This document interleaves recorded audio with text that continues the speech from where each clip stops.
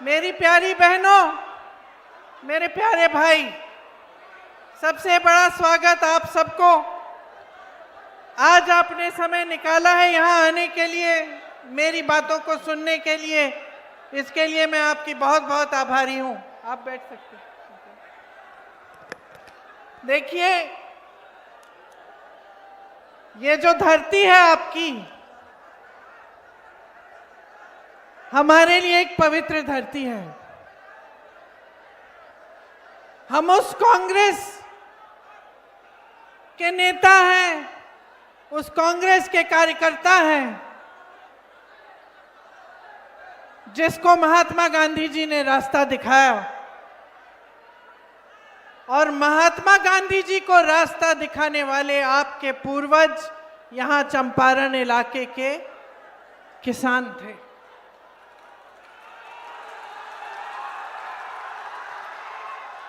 तो मैं जब बिहार आती हूं तो मैं हमेशा सोचती हूं कि सबसे पहली चीज, सबसे महत्वपूर्ण बात क्या है। सबसे महत्वपूर्ण बात यह है कि आपको इस देश के निर्माण में अपनी भागीदारी, अपना अस्तित्व समझना पड़ेगा। आपको समझना पड़ेगा कि इस देश को बनाने वाले आप हैं, आपके पूर्वज हैं। आप सोचिए, उतने साल पहले,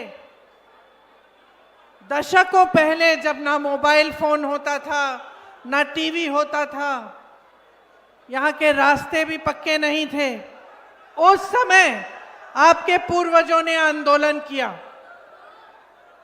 एक समस्या थी यहाँ, उन्होंने आंदोलन किया और ऐसा आंदोलन किया कि उस आंदोलन की बात महात्मा गांधी जी तक पहुंची। और फिर महात्मा गांधी जी यहाँ आए और यहाँ आकर उन्होंने जब देखा कि कैसी समस्या है, किस तरह से यहाँ के किसान इतने महान बड़े साम्राज्य से लड़ाई कर रहे हैं, खड़े हैं, अपने अधिकारों की लड़ाई लड़ रहे हैं, तब उनसे महात्मा गांधी जी प्रेरित हुए और इस देश में उन्होंने सत्याग्रह यहीं से शुरू किया और यहीं से शुरुआत हुई हमारी आजादी की लड़ाई की।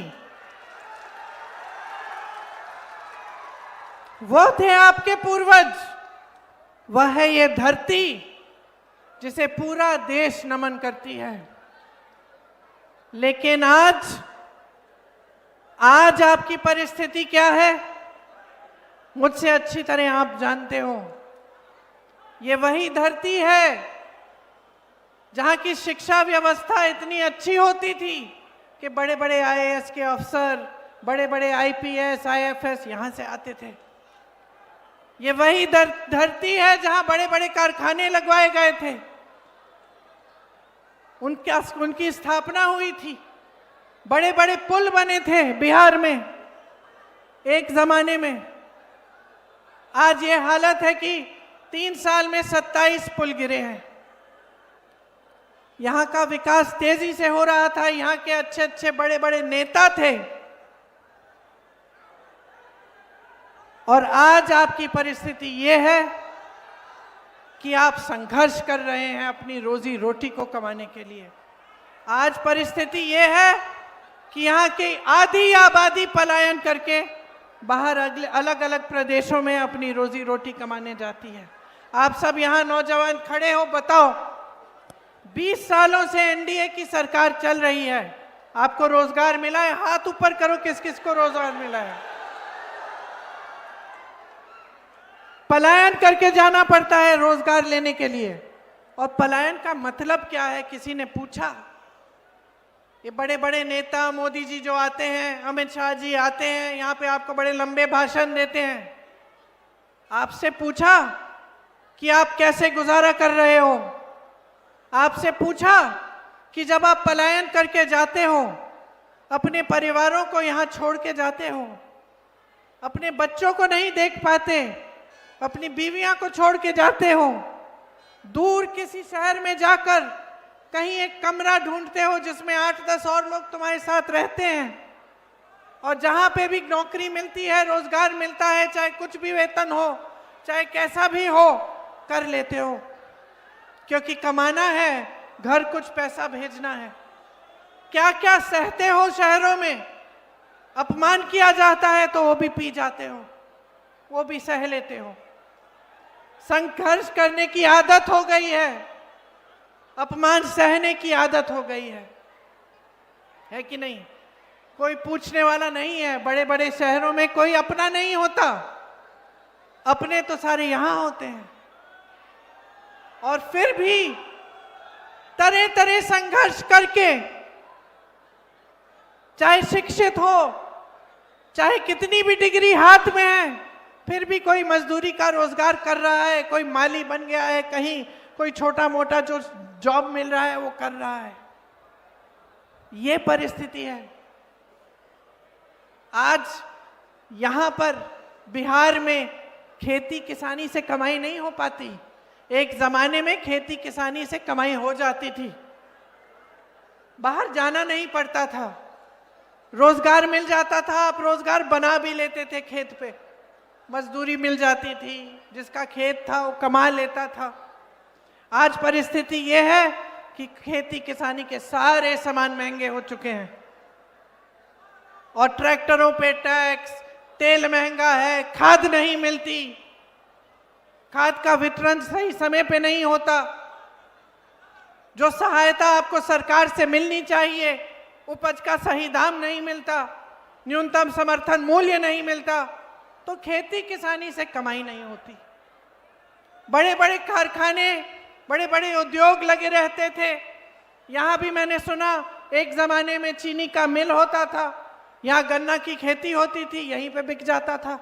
आज आपको यूपी जाकर बेचना पड़ता है, क्योंकि यहाँ के उद्योग ठप हो गए हैं और नए उद्योग किसी ने लगाए नहीं।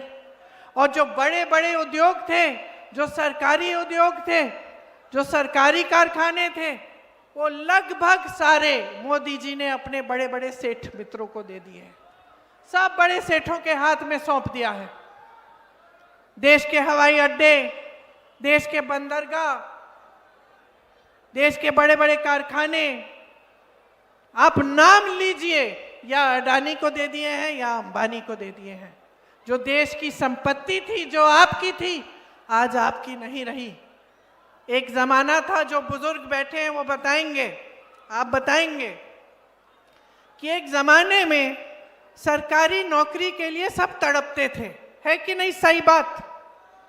है ना चाचा जी, बताइए, है कि नहीं सही बात?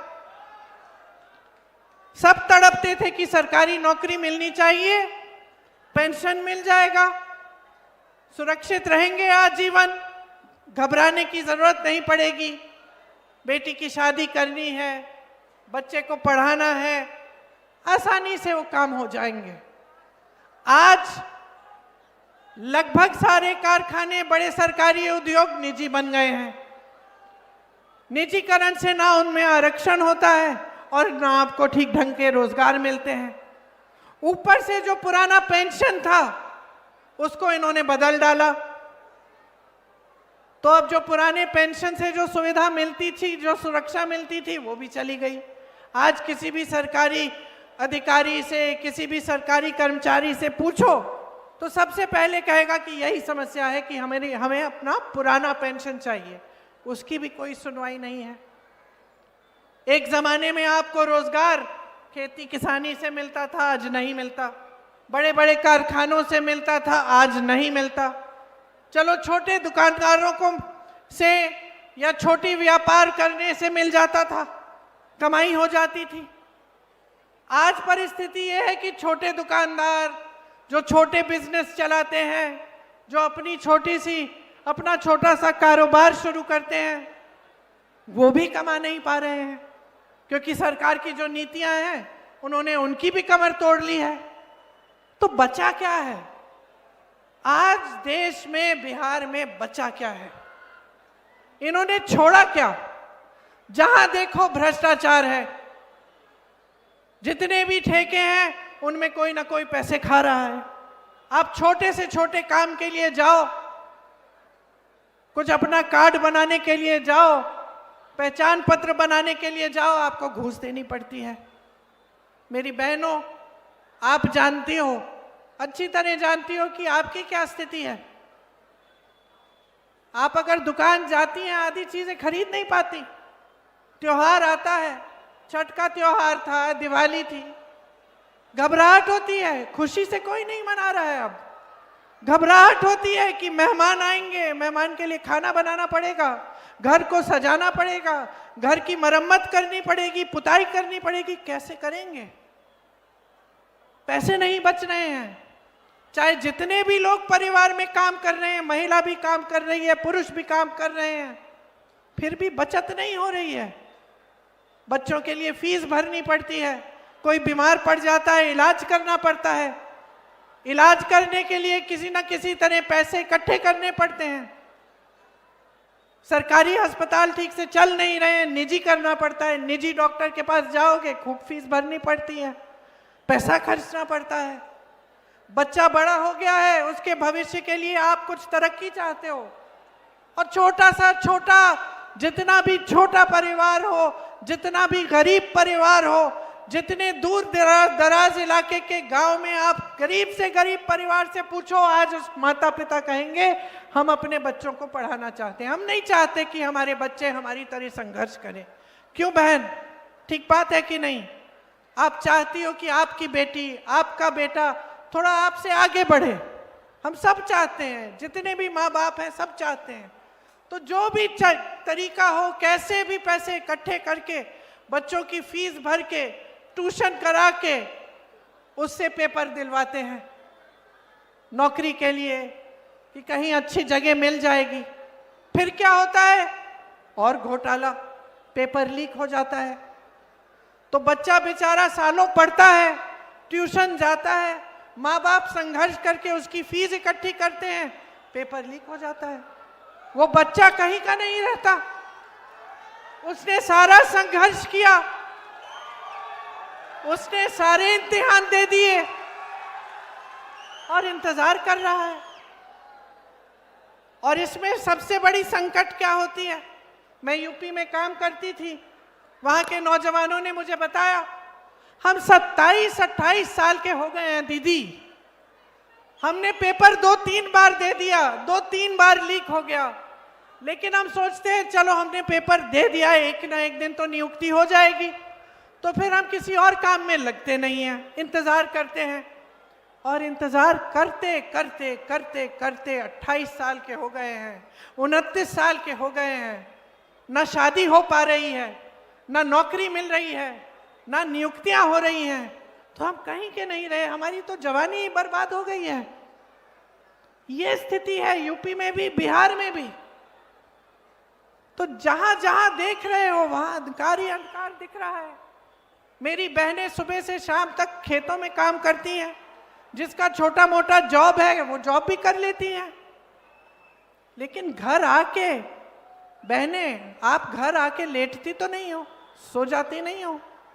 आप घर आती हो, आप देखते हो कि सबने खाना खाया है, माँ बाप है घर में, अगर आपके पति के माँ बाप हैं घर में, ससुर है, तो आप वो भी देखोगे कि उन्होंने अच्छी तरह से खाना खाया, कि सब ठीक ठाक है, उनकी तबीयत ठीक है कि नहीं। अगर नहीं है तो देखभाल भी आप करेंगी।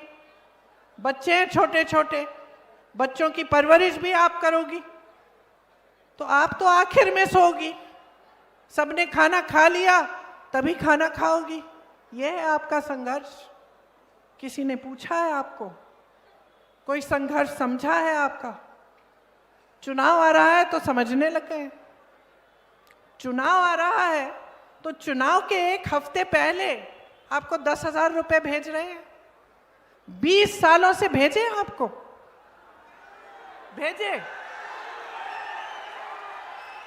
20 सालों से रोजगार की बात की, आपकी बच्चियों को पढ़ाने की बात की, उनकी सुरक्षा की बात की, कि आज इतना अपराध हो रहा है बिहार में, खास तौर से महिलाओं के खिलाफ, कि बाहर जाने से डर लगता है। ये बात की किसी ने आपसे?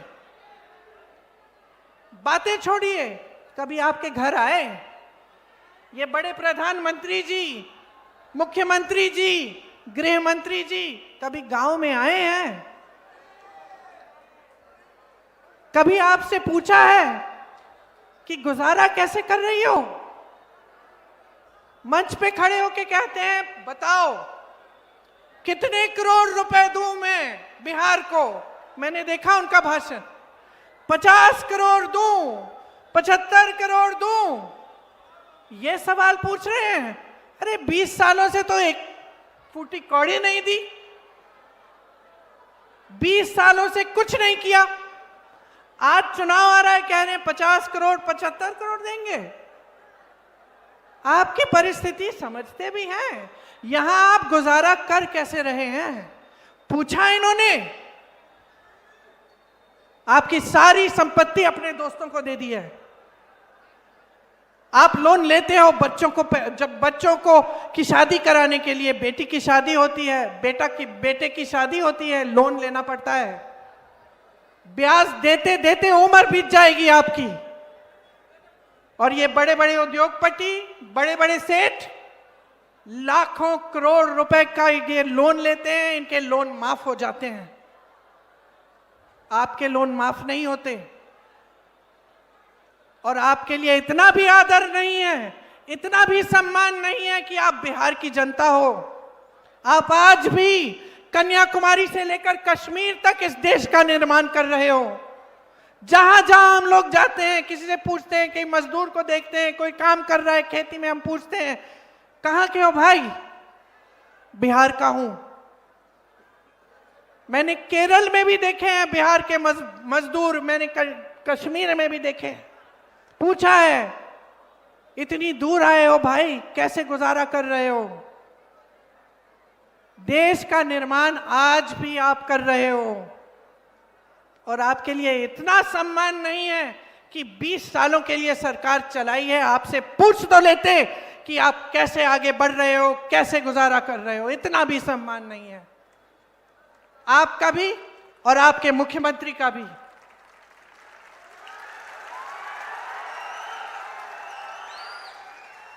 आपने कहा प्रमोद जी कि यहाँ की सरकार दिल्ली से चल रही है। सच बात है, इनके मंच देखिए, इनके मंचों तक पे इनको नहीं बुलाते, नीतीश जी को नहीं बुलाते। और प्रधानमंत्री जी भाषण क्या देते हैं कि कांग्रेस पार्टी के पोस्टर पे तेजस्वी जी की फोटो छोटी लगी है, या फिर आरजेडी के पोस्टर पे राहुल जी की छोटी फोटो लगी है। आप बताइए, देश के प्रधानमंत्री हैं और कोई काम नहीं है कि पोस्टरों को देख के लोगों की फोटो नापे? देश के प्रधानमंत्री हैं, हर जगह जाके कहते हैं कि वो विपक्ष के नेता अपमान कर रहे हैं। बंगाल में अपमान किया, केरल में अपमान किया, यहां आकर बिहार में कहते हैं कि हम आपका अपमान कर रहे हैं। क्यों? क्या अपमान कर रहे हैं? हम आपके अधिकारों की बात कर रहे हैं, हम आपके रोजगार की बात कर रहे हैं, हम आपकी मजबूती, आपके सशक्तिकरण की बात कर रहे हैं, और ये उनके लिए अपमान होता है। हम कहते हैं, सच्चाई बोलते हैं आपके सामने। कल राहुल गांधी जी ने दिखाया आपको, हरियाणा में पूरी सरकार चोरी कर ली। 25 लाख वोट फर्जी, 25 लाख सरकार चोरी की, वोटों की चोरी की। इससे आपको क्या फर्क पड़ता है? आप बताएं मुझे। आपके अधिकार कमजोर होते हैं। ये संविधान जिसके लिए आपके पूर्वज लड़े, जिसके लिए महात्मा गांधी लड़े, जिसके लिए मेरे परिवार के सदस्य शहीद हुए, उस संविधान को कमजोर करने की बात है। आज इतना इनका अहंकार इतना बढ़ चुका है कि आपके वोटों का भी सम्मान नहीं कर रहे हैं। 65 लाख वोट आपके काटे हैं बिहार में, 65 लाख वोट। और मैं दावे के साथ कह सकती हूं कि अगर ये चुनाव निष्पक्ष होगा तो आप इनको खदेड़ने वाले हैं, निकालने वाले हैं और एक नई सरकार लाने वाले हैं। एक ऐसी सरकार जो आपका सम्मान करती है, जो महिलाओं के लिए काम करती है, जो इनका इस्तेमाल नहीं करती अपने वोट के लिए, अपनी सत्ता के लिए, जो आपको फुसलाने का, आपको झूठ बोलने का काम नहीं करती। एक ऐसी सरकार लाओ जिसे वोट चोरी करने की जरूरत नहीं है। इतने सालों से हमारा देश आजाद हुआ, सबसे बड़ा अधिकार, सबसे बड़ा औजार, सबसे बड़ी शक्ति आपको वोट की मिली। ये वही शक्ति है जिससे नेता कांपते हैं। मैं नेता हूं, मैं बता रही हूं आपको, मैं जानती हूं चुनाव का समय आता है, सब चौकन्ने हो जाते हैं, सब जाग जाते हैं कि भैया चलो पब्लिक के सामने हाथ जोड़ो और पब्लिक से मांगो वोट, है कि नहीं? है कि नहीं? क्यों? क्योंकि शक्ति पब्लिक के हाथों में है, शक्ति आपके हाथों में है। जानते हैं हम काम नहीं करेंगे तो पब्लिक हमें निकाल देगी, हम सब जानते हैं, हम सब जानते हैं। लेकिन ये जो एहसास है ना, ये जो भाजपा के नेता हैं, ये इनके मन में नहीं है ये एहसास, ये भूल गए हैं ये बात। क्योंकि इन्होंने चुनाव के समय हमेशा आपका ध्यान भटकाने का काम किया है। मैं यूपी में फिरोजाबाद में एक महिला के घर गई, ऐसे ही मोहल्ले में मैं गई थी, महिला के घर चली गई। आप सुनो बहन, ये जरूरी बात है आपके लिए। उसके घर गई, वो कांच की चूड़ियों का काम करती थी, तो कांच की चूड़ियां पड़ी थी, वो बना रही थी, सेक रही थी उनको। मैंने पूछा ये तुम्हारे बच्चे हैं? हाँ 3 बच्चे थे। तो मैंने कहा बहन पाठशाला नहीं जाते, पढ़ाई नहीं करते, दिन में घर पे है? कहती है नहीं यहाँ कोई पाठशाला नहीं है ठीक ढंग का, फिरोजाबाद के बाहर का गांव है, शहर की बात नहीं कर रही मैं। ठीक है, पाठशाला नहीं है। फिर मैंने पूछा पानी आता है? कहती है टूटी लगी थी यहाँ गली में, पानी नहीं आता। फिर मैंने पूछा बिजली? कहती है खंबा लगा था कुछ सालों पहले, बिजली नहीं आती, 1-2 घंटे आ जाती है, उसी में काम चला लेते हैं। मैंने पूछा कि भाई विधायक को फिर से जिताओगी? कौन सी पार्टी का है? कहा भाजपा का है। मैंने कहा फिर से जिताओगी? कहती है फिर से जिताऊंगी। मैंने पूछा क्यों? कहती है क्योंकि ये ना भाजपा के जो कार्यकर्ता हैं, ये हमारे घर आए थे, हमारे साथ प्रार्थना की, हमारे साथ दुर्दुरिया किया और हमसे शपथ खिलवाए हैं कि हम धर्म के नाम पर इनको वोट देंगे। समझ रहे हैं आप बात? काम पे नहीं, न पानी था, न बिजली था, न पाठशाला था, कुछ नहीं था। इतने सालों से उस विधायक ने कुछ किया ही नहीं था, लेकिन उसको यह एहसास था कि चुनाव के समय में जाऊंगा, धर्म की बात करूंगा, जज्बातों की बात करूंगा, मुझे वोट मिल जाएगा। तो क्या हुआ? उसकी आदत बिगड़ गई। छोटे से बच्चे की आदत बिगड़ जाती है माता जी, है कि नहीं? अगर बच्चे को टोको नहीं, उसको समझाओ नहीं, आदत बिगड़ जाती है। इसीलिए हम जो माँ हैं, हम बच्चों को टोकते हैं, कुछ गलत काम कर लिया डांटते हैं कि सीखे, कि दोबारा ना करे इसे।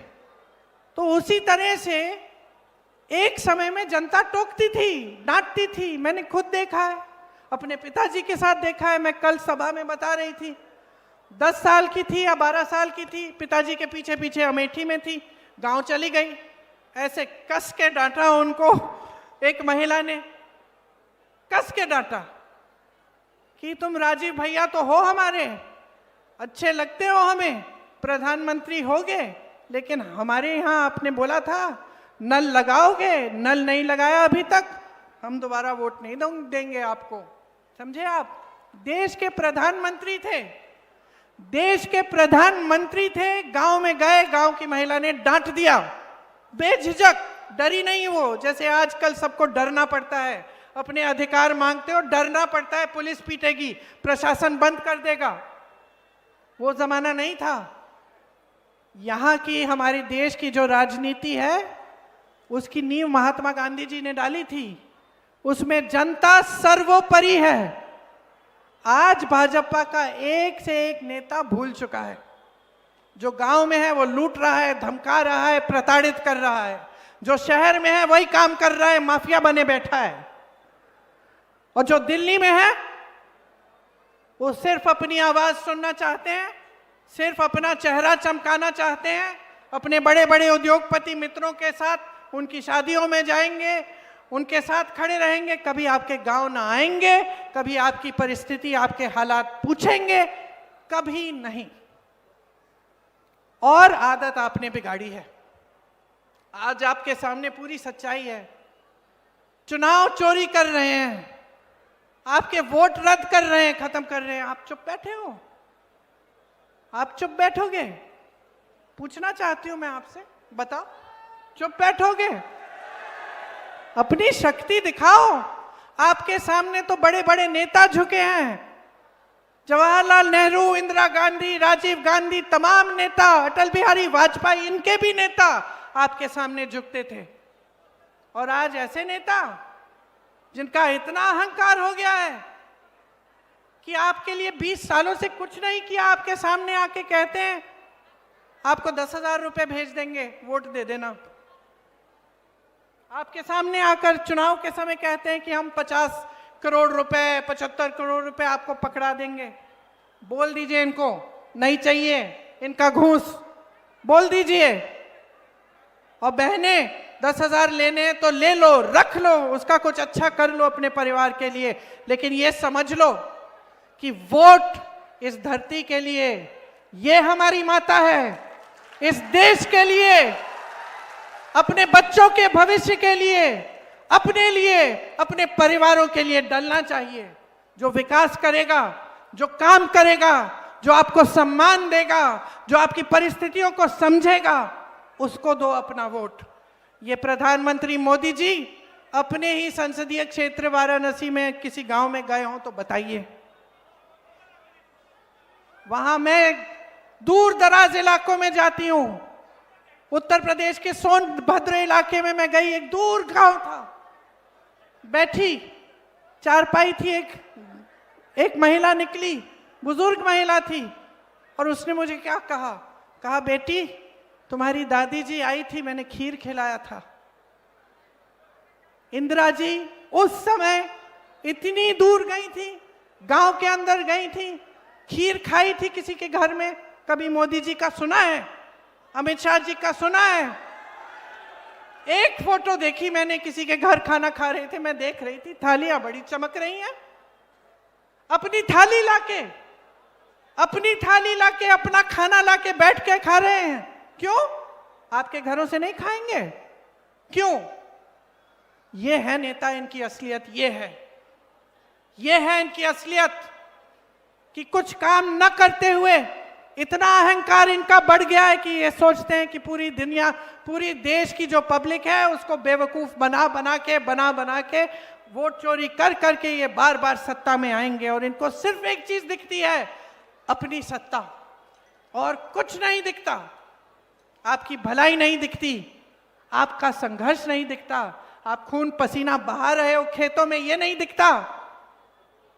मेरी बहनें कितना संघर्ष कर रही हैं, ये नहीं दिखता। सिर्फ अपना ही चेहरा दिखता है, अच्छी तरह चमकना चाहिए, टीवी पे छाना चाहिए, बड़े बड़े पोस्टरों पे आना चाहिए, और सबको ये बताएं कि हम कितने महान हैं, हमने इस देश को महान बनाया है। बस यही। तो देखिए, आपकी जो असलियत है ना, आपको जरूरत नहीं है कि कोई बड़े शहर से कोई नेता आए, चाहे वो कांग्रेस की मेरे जैसे हो, कि आपको बताए कि देखो ये तुम्हारी परिस्थिति है। मेरे से अच्छा आप जानते हो, बहनों आप जानते हो, भाइयों आप जानते हो किस तरह से जब आप सुबह उठते हो तो घबराहट होती है कि क्या पता आज कमा पाएंगे कि नहीं, बच्चे की फीस भर पाएंगे कि नहीं, किसी का इलाज कराना है कर पाएंगे कि नहीं। ये आप जानते हो, ये आप जानते हो। तो मैं आपसे कहना चाहती हूं कि अपना ध्यान मत भटकाओ। हमारी पुरानी परंपरा रही है हिंदू धर्म की। आपको याद है अर्जुन की कहानी? याद है महाभारत में किस तरह से जब अर्जुन ने वो तीर मारी तो उसको और कुछ नहीं दिखा, उनको सिर्फ मछली की आंख दिखी और कुछ नहीं दिखा, इधर उधर उनका ध्यान नहीं गया।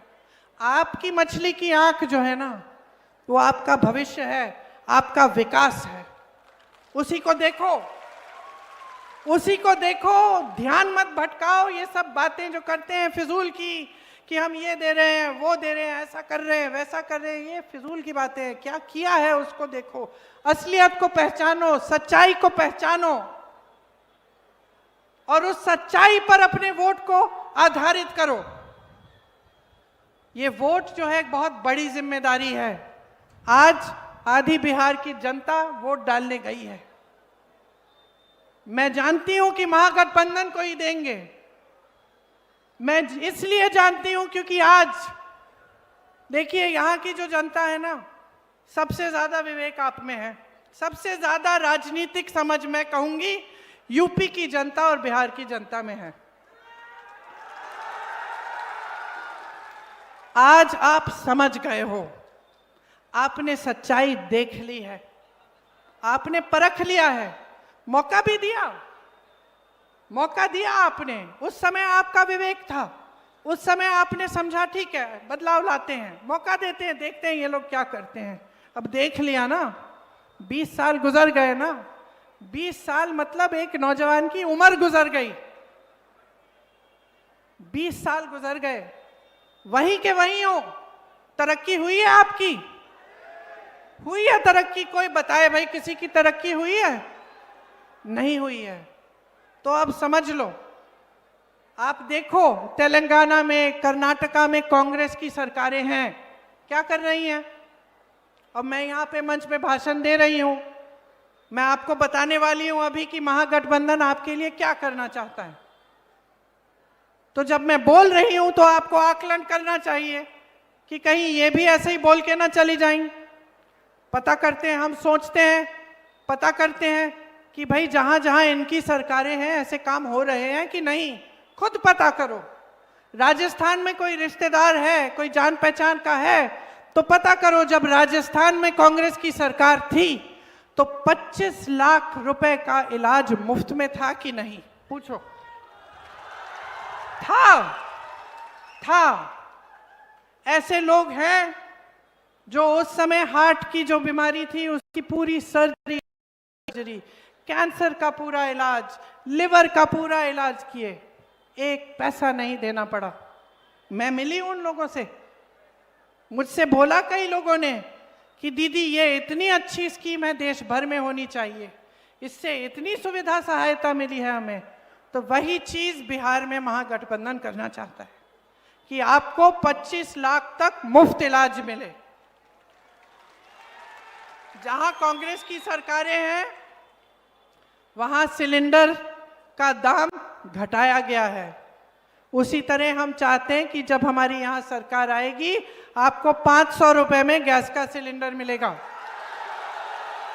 अब आप कहोगी कि ये बात तो हमने पहले भी सुनी है, आप कहोगी कि पिछले चुनाव में भी भाजपा वाले भी कह रहे थे, कुछ नहीं हुआ।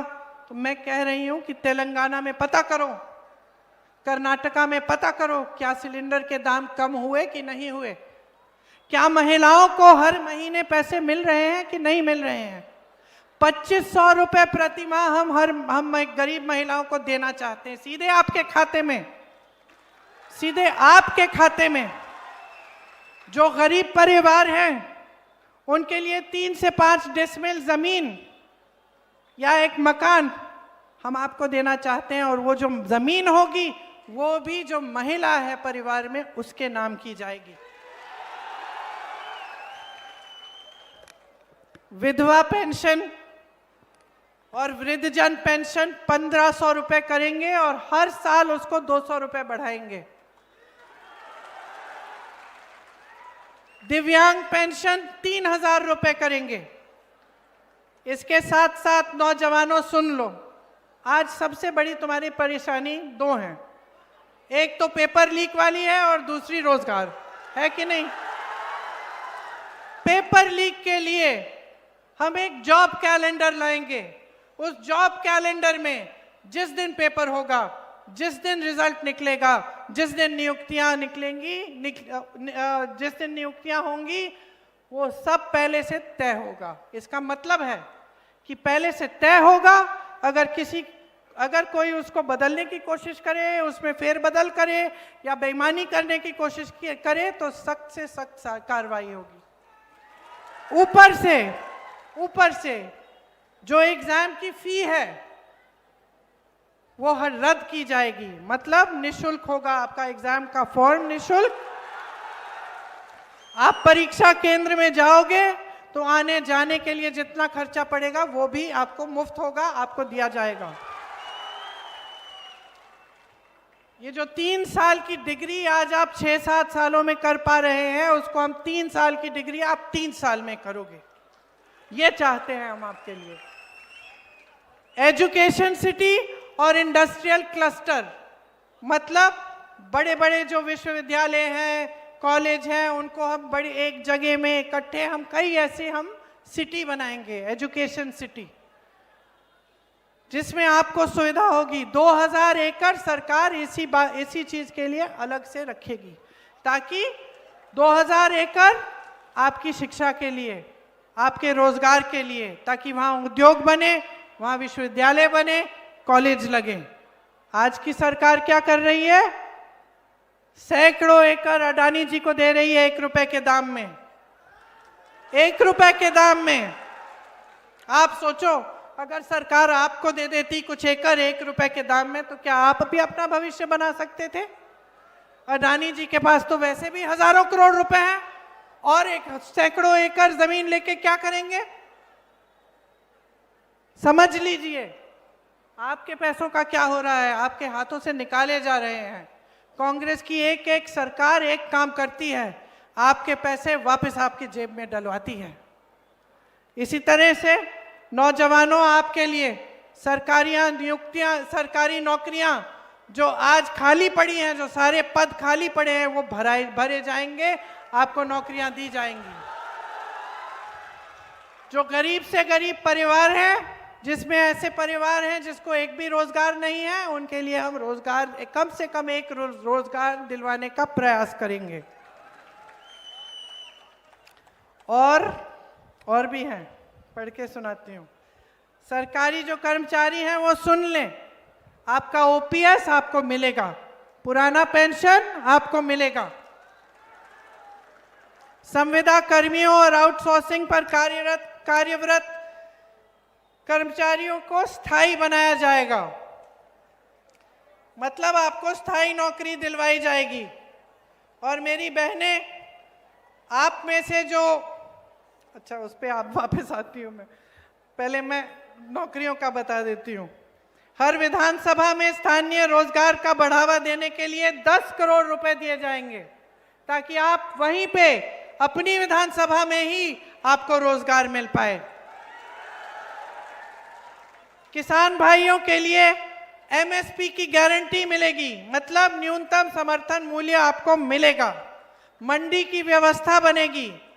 मनरेगा में आपको 300 रुपए प्रतिदिन मिलेंगे, और काम के दिन 2 गुना कराएंगे हम। समझ गए? मनरेगा की जो स्कीम है वो कांग्रेस पार्टी ने शुरू की थी, और जब शुरू की थी तो भाजपा ने विरोध किया था, और जब कांग्रेस की सरकार थी तो मोदी जी भाषण देते थे कि इसमें पैसे व्यर्थ नहीं होने चाहिए। अब मजबूरी में वो स्कीम बंद नहीं कर पाए, लेकिन उस स्कीम को उन्होंने बढ़ाया नहीं है ठीक ढंग से। तो हम कह रहे हैं कि हम मनरेगा को बढ़ाएंगे, आपको 300 रुपए प्रतिदिन देंगे, और काम के दिन 2 गुने करेंगे। आपको 200 यूनिट बिजली मुफ्त में मिलेगी सरकार की तरफ से।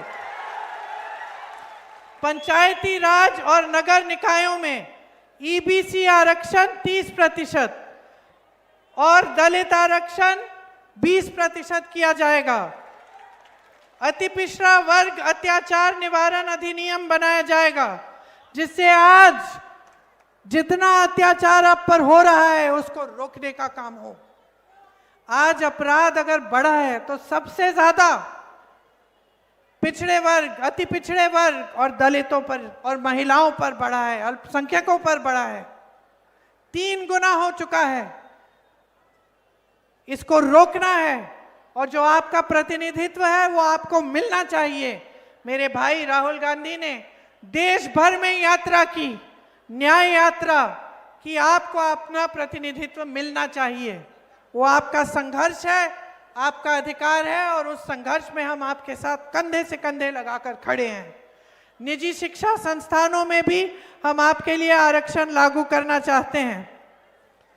महिलाओं के लिए और भी बहुत स्कीमें हैं हमारी, हम उनको पूरा करके आपके लिए एक नया भविष्य बनाना चाहते हैं।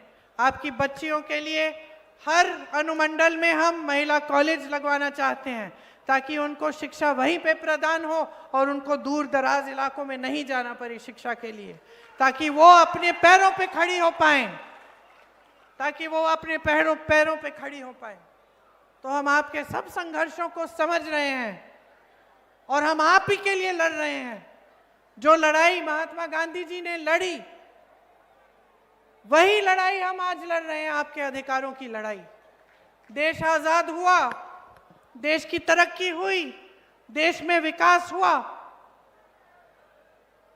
लेकिन कुछ समय पहले एक ऐसी सरकार आपने चुनी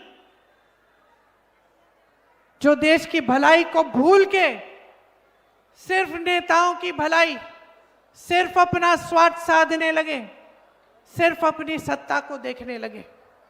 तो अब समय आ गया है बदलाव लाने का, समय आ गया है अपने भविष्य को बनाने का, समय आ गया है इस बिहार की धरती का सम्मान करने का, समय आ गया है इस बिहार की धरती का महत्व समझने का और इसको एक बार फिर बुलंद करने का, ताकि आपका विकास हो, आपका भविष्य बने और आपको ऐसे नेता मिले जो आपके लिए दिन रात एक करके आपके लिए समर्पित हो, आपके लिए काम करें। ये गप्पू राय जी आपके लिए दिन रात काम करेंगे। ये महागठबंधन के हमारे प्रत्याशी हैं, इनके हाथ मजबूत करिए, इनको भारी से भारी बहुमत से जिताइए, ताकि बिहार में एक अच्छी सरकार बने, एक सरकार जिससे आपको भी गर्व हो, जिससे आपको भी खुशी हो, जो आपका भविष्य बनाए। एक बार मेरे साथ जोर से कहिए, बिहार की धरती की जय, बिहार की धरती की जय, बिहार की धरती की जय। जय हिंद।